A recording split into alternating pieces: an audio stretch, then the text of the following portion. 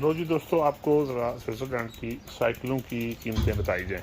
ये देखें साइकिल है जी, ये नॉर्को रेंज है जी C3।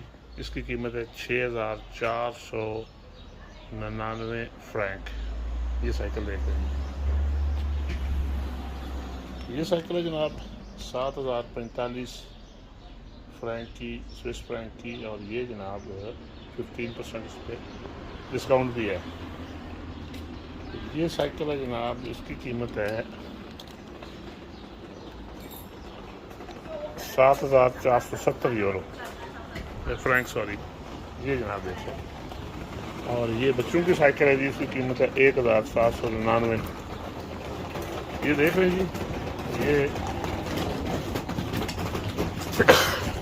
सॉरी, ये 7,000 का मतलब ये है कि तकरीबन इस